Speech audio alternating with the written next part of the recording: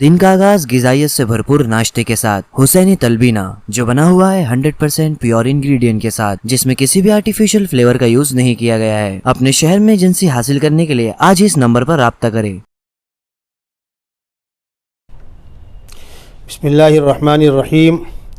मुहतरम नाज़रीन किराम, अल्लाह का लाख लाख शुक्र और एहसान है कि उसने हमको ईद उल अज़हा का मुक़द्दस मौका और सैयदना इब्राहीम अलैहिस्सलाम की उस अज़ीम क़ुरबानी की नक़ल में क़ुरबानी का नज़राना पेश करने की तौफ़ीक़ और सआदत नसीब फ़रमाई है। कल इंशाअल्लाह हम हिंदुस्तानी मुसलमान ईद उल अज़हा की नमाज के बाद क़ुरबानी का फ़रीज़ा अमल अंजाम देंगे। पहले दिन ईद की नमाज हो जाने के बाद पूरी बस्ती में, पूरे शहर में किसी एक मस्जिद में भी अगर ईद की नमाज हो गई तो पूरी बस्ती और पूरे शहर वालों के लिए क़ुरबानी दुरुस्त हो जाती है। पहले दिन नमाज के बाद से लेकर तीसरे दिन यानी तिबासी को गुरूब आफ्ताब से पहले पहले हमको इस अमल को अंजाम देना है। क़ुरबानी के सिलसिले में मैं अपने शहर भिवंडी वालों से अपील करूँगा कि हुकूमत ने सेंटरों की मंजूरी के लिए जो फार्मेलिटी रखी थी, आपने उस फार्मेलिटी को पूरी करते हुए जिन जगहों पर क़ुरबानी करने का परमिशन लिया है उन्हीं जगहों पर आप क़ुरबानी करें, ताकि आप भी किसी दिक्कत में ना पड़ें और सरकारी मैनेजमेंट अमला उसको भी किसी किस्म की कोई दिक्कत और प्रॉब्लम ना हो। क़ुरबानगाह में हम जब क़ुरबानी कर रहे हों तो क़ुरबानी का गोश्त लामोहाला हम अपने सेंटर से घर लेकर आते हैं तो वो गोश्त खुला हुआ लेकर ना जाएं। खून लगे हुए कपड़े पहनकर मुख्तलिफ़ रास्तों में चलने से परहेज़ करें। आबादी मुश्तरक है, सब लोग मिलजुल कर रहते हैं। किसी को उस खून को देखकर, खुले गोश्त को देखकर दुख हो, हमको इससे बचना चाहिए। इसलिए क़ुरबानगाह से अपने घरों में गोश्त लाते वक्त इसका ख़ास ख्याल रखें कि गोश्त ढका हो और खून लगे हुए कपड़े या जिन हम चाकू से, छुरी से जानवर को ज़बह करते हैं वो खुला हुआ लेकर चलने से परहेज़ करें। कपड़े में उसको लपेट लें, गोश्त ढक लें। क़ुरबानगाह में भी साफ़ सफाई का मुकम्मल ख्याल रखें।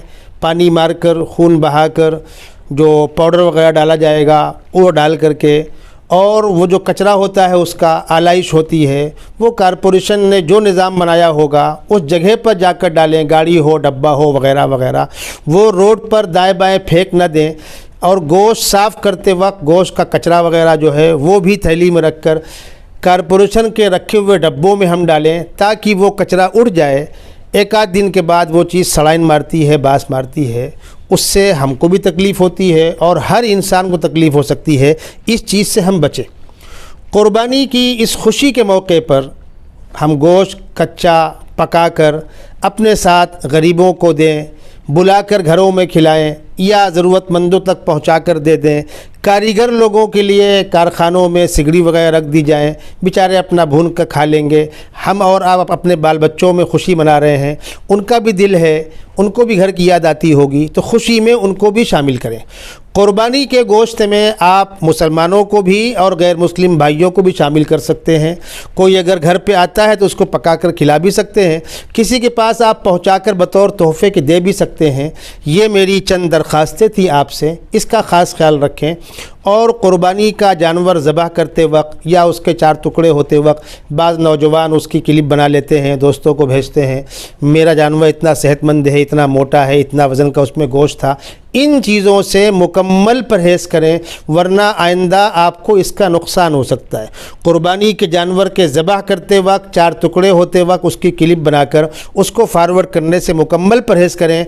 ये आपके दोस्त, आपके साथी मुफ्ती हुज़ैफ़ा का आपकी खिदमत में कीमती मशवरा है, वरना आइंदा आपको क़ुरबानी में दिक्कतें आ सकती हैं। इन बातों का ख़ास ख्याल रखें। अस्सलामु अलैकुम वरहमतुल्लाहि वबरकातुहू। मुफ्ती मोहम्मद हुज़ैफ़ा क़ासमी, नाज़िम तंज़ीम, जमीयतुल उलमा, महाराष्ट्र।